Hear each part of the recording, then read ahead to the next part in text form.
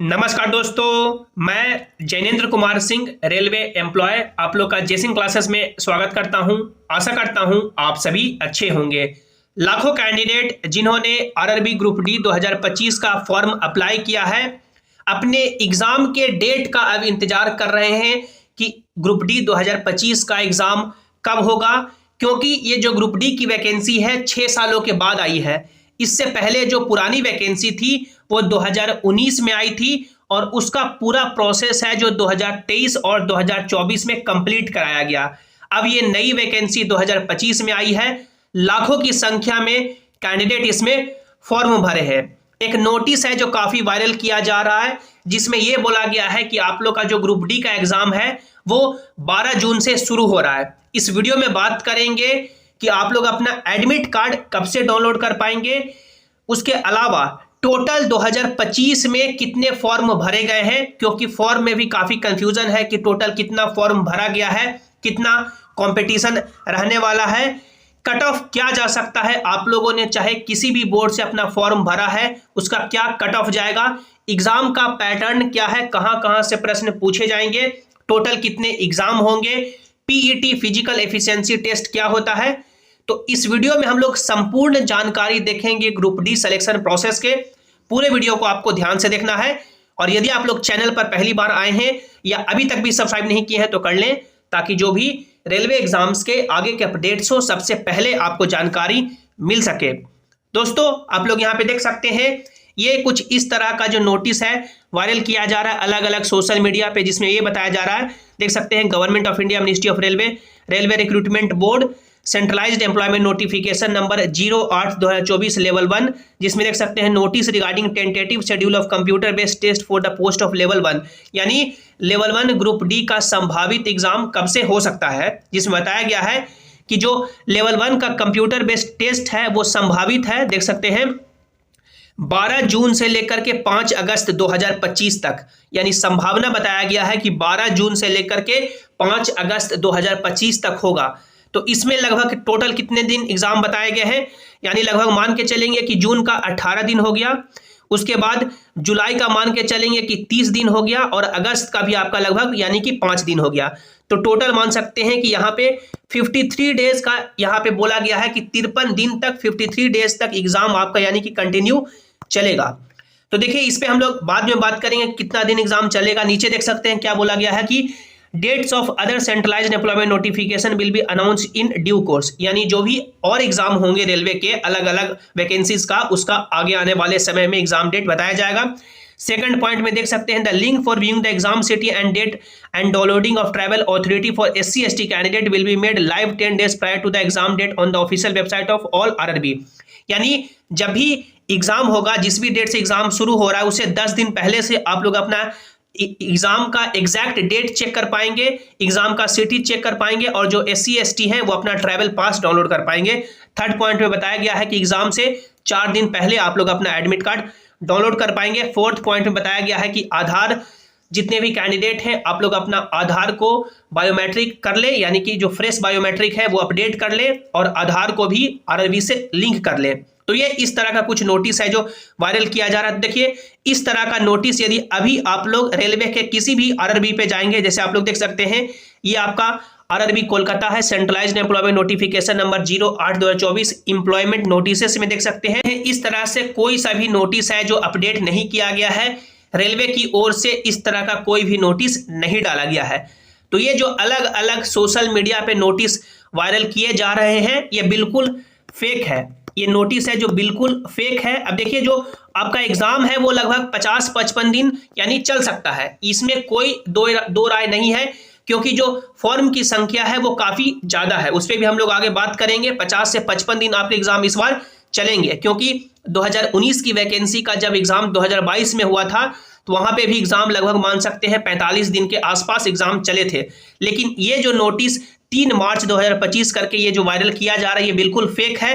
12 जून से आपका exam start नहीं हो रहा है। एग्जाम कब होगा इस पे भी हम लोग बात करने वाले हैं, लेकिन ये नोटिस बिल्कुल ही फेक है।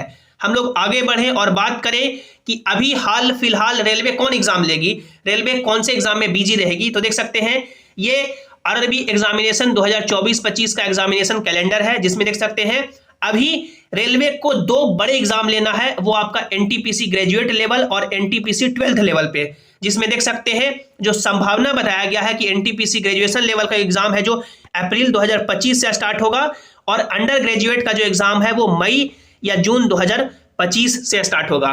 तो ये दोनों जो एग्जाम कंडक्ट कराना है एनटीपीसी को 12th लेवल पे और ग्रेजुएशन लेवल पे, दोनों मिलाकर के लगभग 1 करोड़ कैंडिडेट हो जाते हैं। दोनों मिलाकर के जो फॉर्म भरे जाने की संख्या है वो 1 करोड़ के आसपास, यानी कि ग्रेजुएशन लेवल वाले टोटल फॉर्म और 12th लेवल वाले टोटल फॉर्म, लगभग 1 करोड़ बच्चों का एग्जाम कंडक्ट कराना है। और 1 करोड़ बच्चों का एग्जाम कंडक्ट कराने में मिनिमम भी आप लोग मान के चलेंगे कि लगभग 30 दिन का समय लगने वाला है। मान लीजिए कि एग्जाम आपका अप्रैल या मई से स्टार्ट भी होगा तो पूरा जून तक एग्जाम ही चलेगा। अप्रैल या मई से यदि एग्जाम इसका स्टार्ट भी होता है तो मान सकते हैं पूरा जून इसी का एग्जाम चलेगा। तो ये जो आपका नोटिस वायरल किया गया है ये बिल्कुल ही फेक है। अब जो आपका ग्रुप डी का एग्जाम है वो कब तक संभावित है, तो देखिए अभी तक मान सकते हैं जो एनटीपीसी का एग्जाम होना है उसका रेलवे ने एप्लीकेशन स्टेटस भी नहीं जारी किया है कि एप्लीकेशन स्टेटस में फॉर्म एक्सेप्ट या रिजेक्ट का पता चलता है। तो एनटीपीसी का अभी एग्जाम कंडक्ट कराना है हाल ही के दिनों में, लेकिन फिर भी इसका एप्लीकेशन स्टेटस नहीं जारी किया गया है क्योंकि फॉर्म की संख्या काफी ज्यादा है। फॉर्म है जो स्क्रूटनी होते हैं, स्क्रूटनी मतलब यानी कि जांच होते हैं कि फॉर्म यानी जिन्होंने भरा है वो सही भरा है या गलत भरा है। बहुत सारे कैंडिडेट का फॉर्म है जो इसमें रिजेक्ट भी होता है। तो देखिए अभी एनटीपीसी का एप्लीकेशन स्टेटस आएगा, एग्जाम कंडक्ट कराया जाएगा, तो एनटीपीसी का ही एग्जाम संभावना है कि जून तक एक्सपेक्टेड है कि जून तक चलेगा या लंबा उससे भी और डिले होगा तो उससे आगे मान सकते हैं जुलाई तक भी जा सकता है।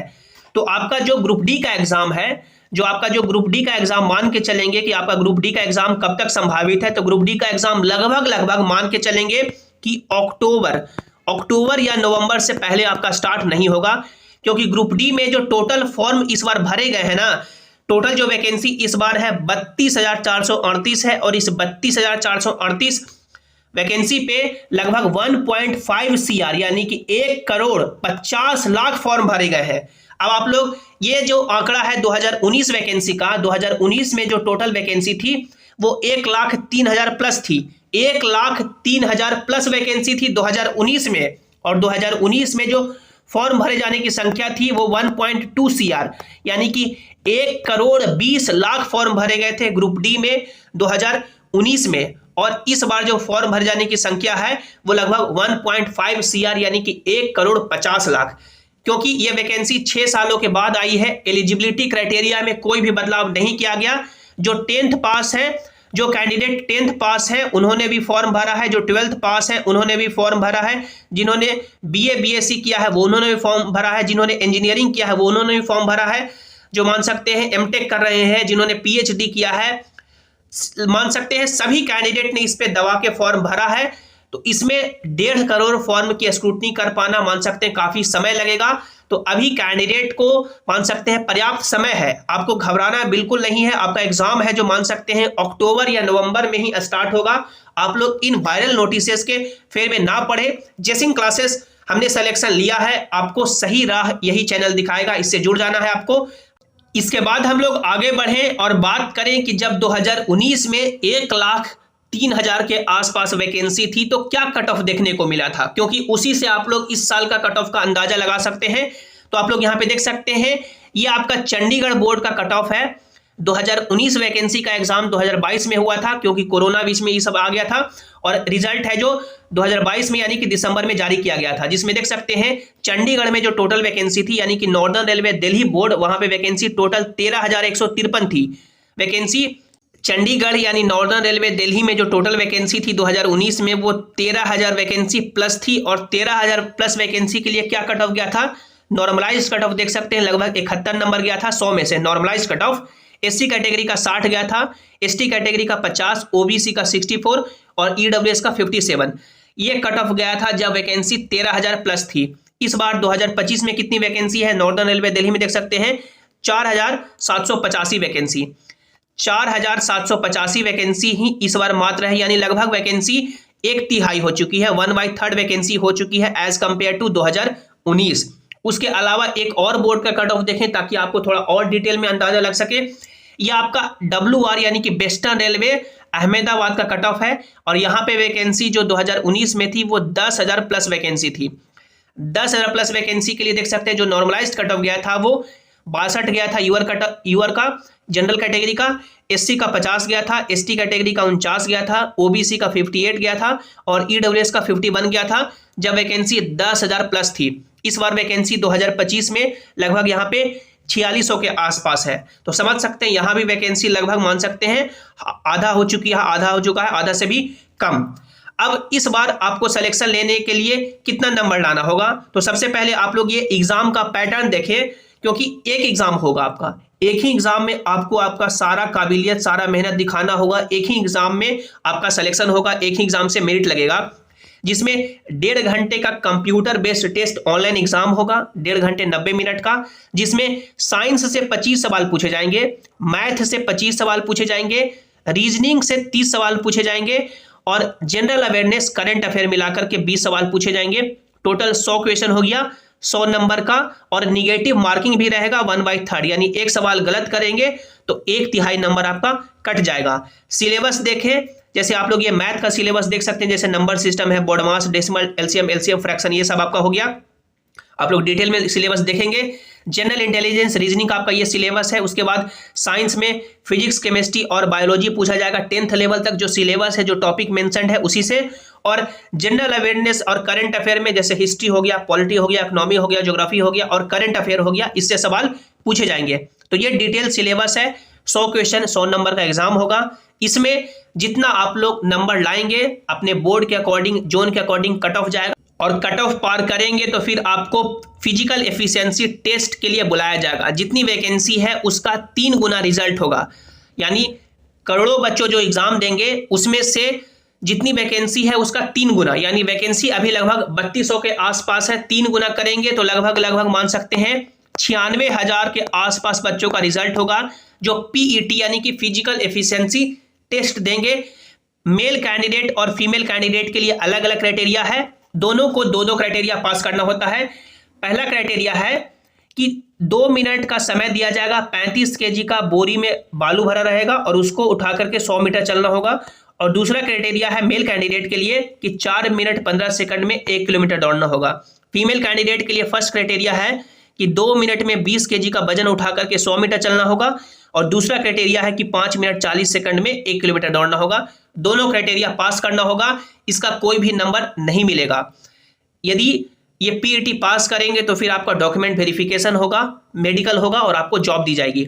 अब इस बार सिलेक्शन लेने के लिए आप लोग को कितना नंबर लाना होगा, तो ये एक्सपेक्टेड सेफ रॉ मार्क्स है। रॉ मार्क्स कहने का मतलब हुआ कि जिस दिन भी एग्जाम देने जाएंगे, आप लोग एग्जाम देके आएंगे तो आपके इतने नंबर, इतने सवाल सही होने चाहिए। निगेटिव हटा करके टारगेट रखना है कि इस बार इतने रॉ मार्क्स लाना है। नॉर्मलाइजेशन आपका अलग से 10 से 20 नंबर का फायदा होगा। नॉर्मलाइजेशन में इस बार भी लगभग 10 से 20 नंबर का फायदा होगा, लेकिन रॉ मार्क्स का टारगेट आपको इतना रखना है कि इतना एग्जाम में सवाल सही करके आना ही है। इस बार वैकेंसी काफी कम है, आप लोगों ने देखा, और फॉर्म काफी ज्यादा भरे गए हैं।